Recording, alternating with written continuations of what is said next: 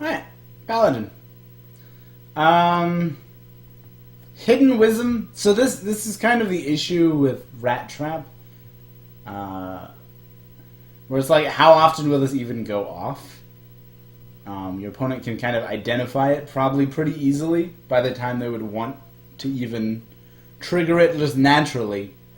Like, by the time they would want to play 3 cards in a turn, they'll probably have figured out that this is what you have.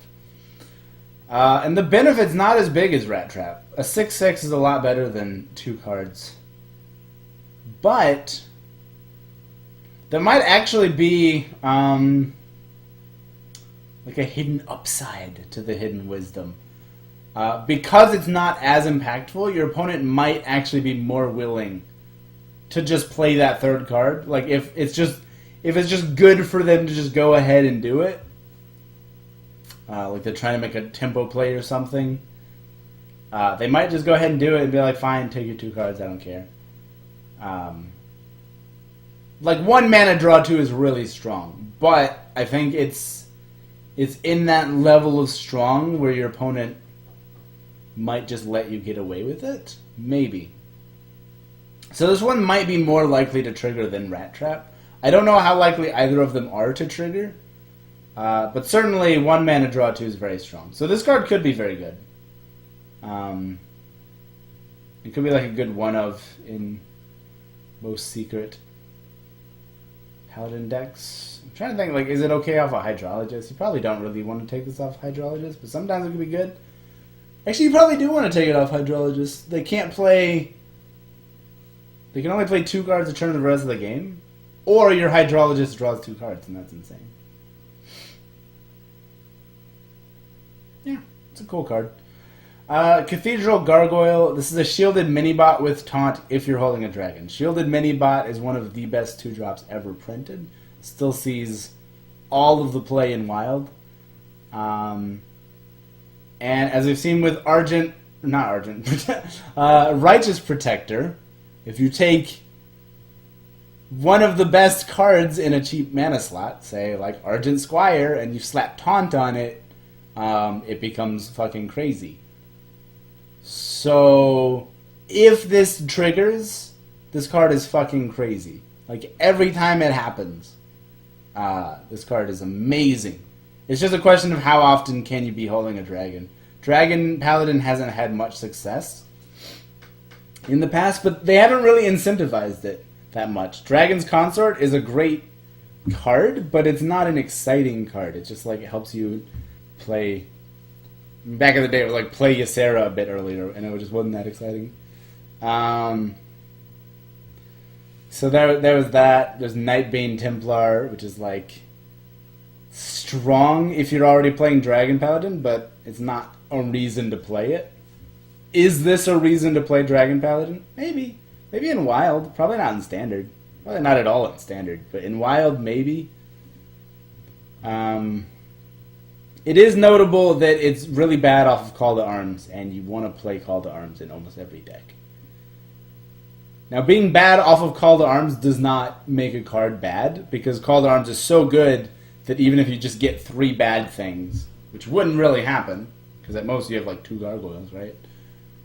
It's still really good, because you're thinning the deck and playing lots of stuff for 4.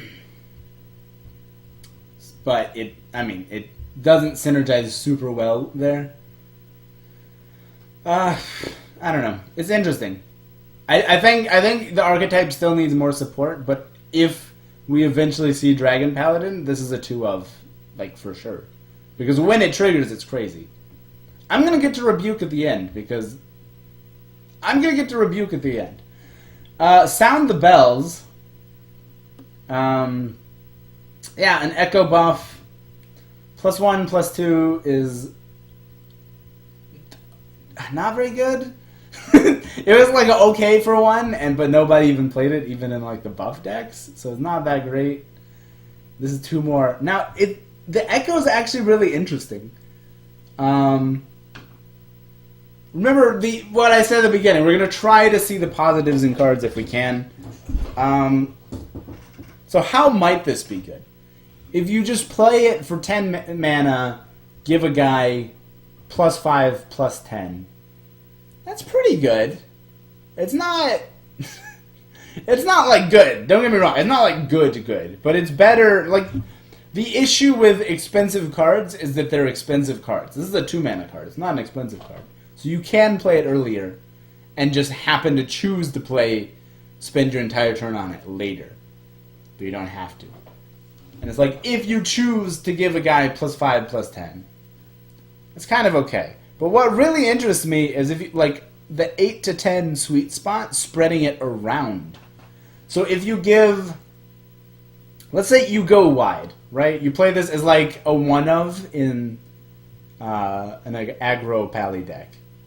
So you're always wide on the board.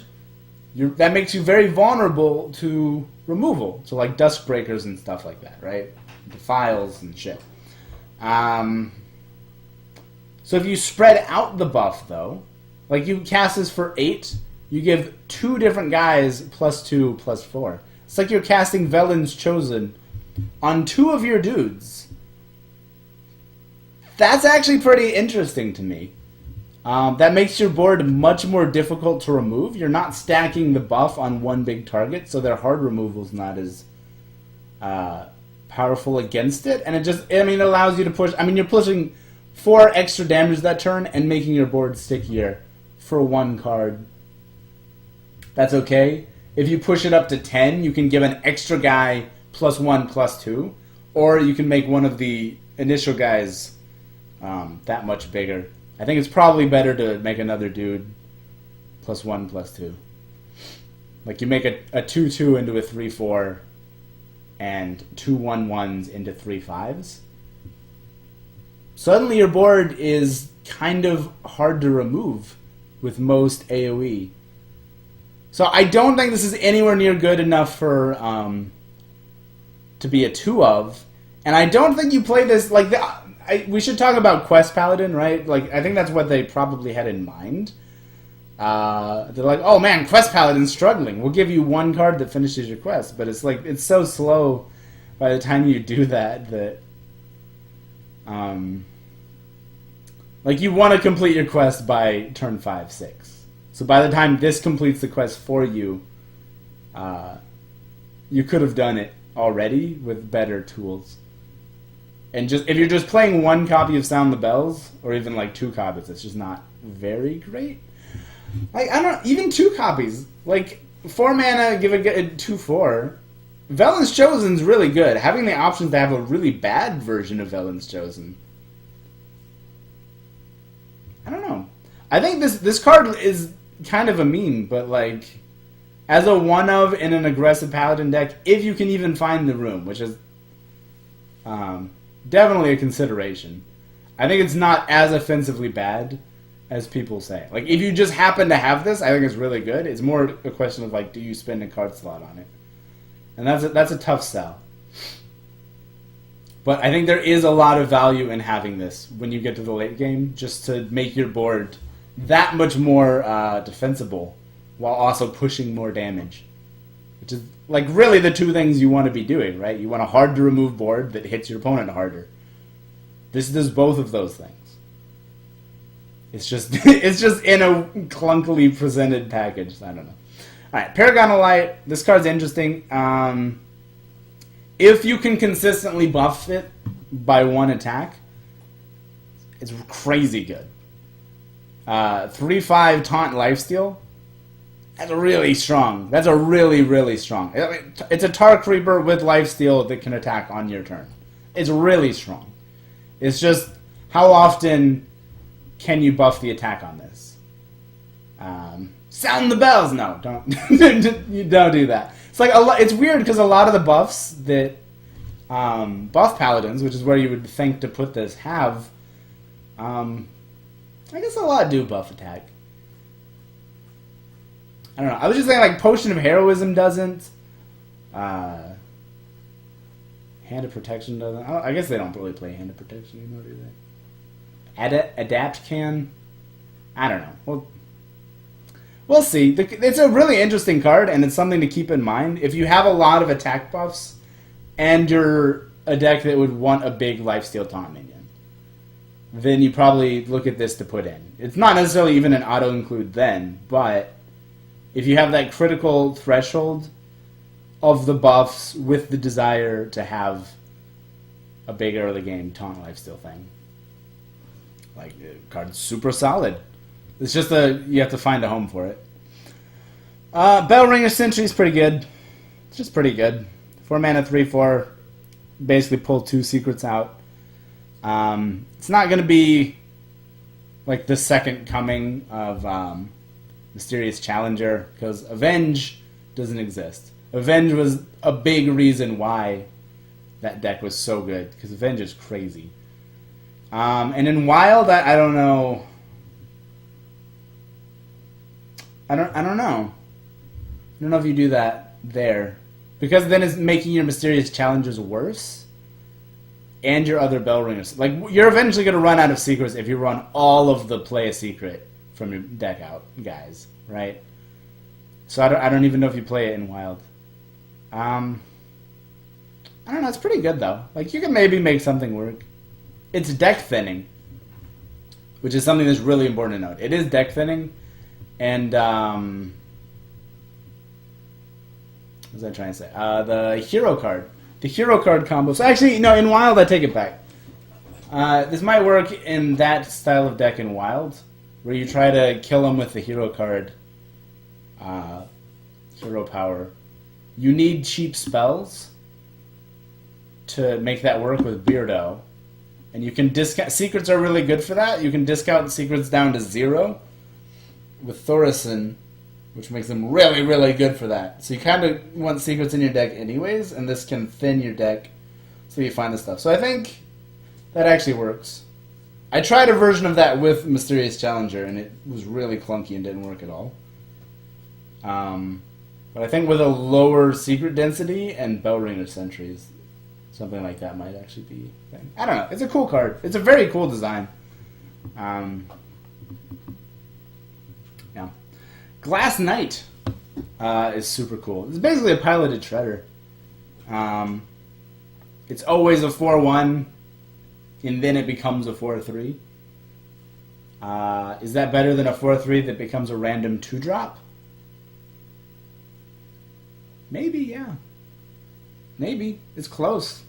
It's very close. Notable, this can regain the Divine Shield, which I don't think will come into play very often, but True Silver Champion's probably going to take the place of Rallying Blade. So there will be games where you just have, you know, your Glass Knight trades, and then you like play True Silver and swing and regain the Divine Shield, and that's just like that extra bit of value that pushes it over the top into crazy territory. I think the cards are super solid. There's almost no cost in running it. It's a piloted shredder. You just jam... It's a one-of. You just jam it into most Paladin decks that care about having stuff on the board, and I think it's very good. It's not like a crazy standout card, but I think this card is probably going to see a lot of play. Just because it's so easy to slot in, and it's going to be good enough. Ghostly Charger is kind of cool. 3/4 Divine Shield Rush. It's kind of expensive. It's kind of expensive for 5. Being a beast is interesting. So there's like Curator synergies there, maybe.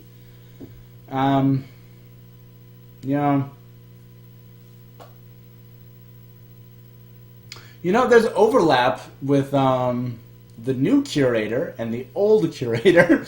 This is a Rush Beast. So I guess if you wanted to fill that slot for both of those cards in Wild, you could put in Ghostly Charger as like a one-of just to have that extra bit of consistency.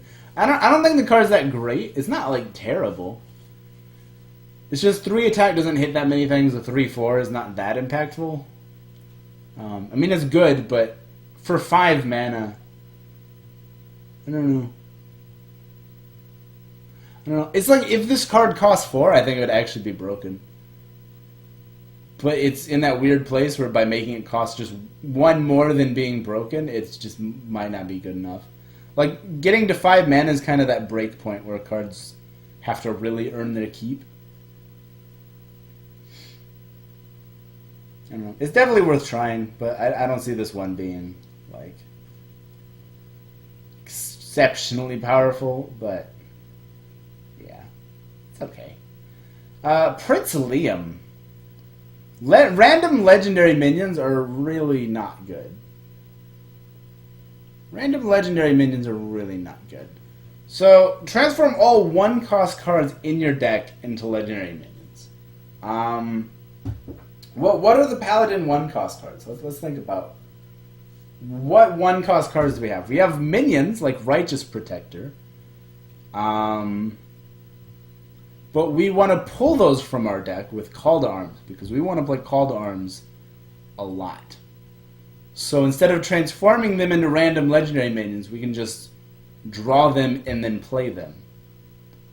And then we don't have to draw a random legendary later. We can just draw the stuff we put into our deck. And, you know, have these big swing turns with Call to Arms. We have Secrets.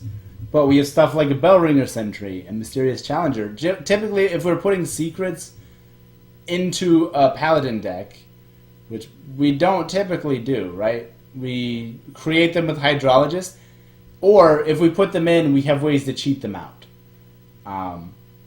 And you don't want to turn the cards you're trying to cheat out. Again, it's the same problem. You're trying to pull them from your deck, but instead you're turning them into legendary minions. So it doesn't seem good in those cases. There's also, like, some buffs, but, like, you don't want to turn your adaptations into random legendary minions, right? So I don't know. It's a cool design. Like, it's a very weird effect. I see what they're going for. The idea is you have early game, and then by playing Prince Liam, you turn your early game into late game, which gives you that staying power against like slower decks. But you have to find Prince Liam and play him before getting all your other stuff. And Paladin already has ways to flush their deck of that stuff, just cheating it out. So it's really weirdly positioned. It's a very cool design. I just don't see it doing anything. I could be wrong. Silver Sword. I might be valuing this card too high, but it seems good to me. It's very expensive, an 8-mana weapon. But, I mean, 3 attack is like, meh. But you swing 4 times? I think where this goes is like an aggressive Paladin, right? Where you spread out, you want to buff your whole board, and the weapon is probably mostly going to the face. So a way to look at this is it's 8 mana, fireball your opponent twice, really slowly, while buffing your board every turn. And that sounds really good to me. I might be overvaluing this. It's kind of hard for me to visualize these like expensive buff your entire board type cards. They're very dependent on just like how the game unfolds and how other decks are answering what you're doing. There's a lot of variables here. So I might think this card's better than it really is, but I actually think this card's really good. I mean, it just pushes so much damage. It's maybe not a 2 of, but like, I don't know. Maybe I could be wrong about this one, but like, let's yell about Rebuke. Blizzard, what the fuck, dude? Alright, so Loatheb is one of the most played cards ever. One of the most played cards ever. I don't know what the statistics are, but they're probably somewhere in some Blizzard database. I'd like to know what's the card that's been played the most time. I'm sure Loatheb is like top 10. It has never not seen play since being printed. It is just everywhere in Wild. So Loatheb's really good. It's a 5-mana 5/5 with this effect for newer people who don't know what the fuck I'm talking about. And basically, it just stops your opponent from playing spells. Things costing 5 more, sometimes you can play things anyways, but it usually has the effect of just, you don't do that. So this does not come with a 5-mana 5/5, which is a downside. Okay. But like that's really great for Loatheb. You can just play Loatheb whenever, and it'll be like so. And you can't really play Rebuke whenever. However, it cannot be stressed enough how often Loatheb is played in aggro decks. To you pull ahead, and then you play the Loatheb just so your opponent cannot clear your board, and then you kill them next turn. You don't even necessarily need the 5/5. You just need your other stuff to not die one more turn. And he does that. For 5 mana. For Rebuke, you don't get the 5/5, but you get 3 more mana to work with. So it's much easier to do that like while developing other threats and stuff. It's not it's not as much of a cost as some people are saying, I don't think, to take away the body from this. Like, the effect is really strong, and it's more consistent. You can put this as a 2-of. And Aggro Paladin is already, like, the best deck in the format. So I don't know what the fuck they're thinking. I'm hoping I'm wrong about this, but this just seems batshit insane to give Paladin, like, Righteous Protector and Call to Arms and Rebuke. Just, like, they just make these crazy... Ah, man. They just push so much shit out, and then now you cannot even answer them with spells. Now, it is worth... I've calmed down since seeing this and seeing more of the spoilers. When this came out, I was really furious. Because, like, you need, like, Duskbreaker and stuff like that, right? You can't answer it with spells. But there is the new Grizzly. There are Rush minions, which aren't all terrible, but a lot of them are pretty bad. So there are, like, minion-based answers to you know, not dying the turn after they Rebuke. But why does this card even exist? Why is that even something that had to be called into question? I don't know. I fucking hate this design. I fucking hate this card. And I'm so sick of Aggro Paladin in general. And this just makes it worse. So, cool. Let's look forward to that. I think this is one of the strongest cards in the entire set, and you're going to see a lot of it. I could be wrong about that. People are like, oh, you can't put room for 2 Rebukes in. I think you can. I might be wrong. But if you can, it's going to be fucking irritating. Because you basically just have to... It's not just have the right answer at the right time. Or not just have an answer at the right time, but have the right type of answer. It's not just like, oh, well, you had an AoE, but, you know, you can't use that one, sorry. And then you die. Hate cards like this. It's just uninteractive. I mean, it's like interactive in a sense where they have to, like, time it. But realistically, I think the timing element's overplayed, right? They're like, ooh, the skill of the Loatheb effect. You gotta know when to play it, but realistically, most people aren't, like, carefully planning their Loathebs. They're just like, oh, I'm about to kill you, I'm gonna Loatheb, and now you can't do anything about it. So it's gonna be the same thing. Oh, I'm just gonna Rebuke, and you can't do anything about this massive board I just called out of my deck. So now I'm gonna murder you. It's not some, like, great... Like, it's more skill testing than some stuff, but it's not that skill testing. Like, let's be real. Alright, that's enough of that, though. Ugh.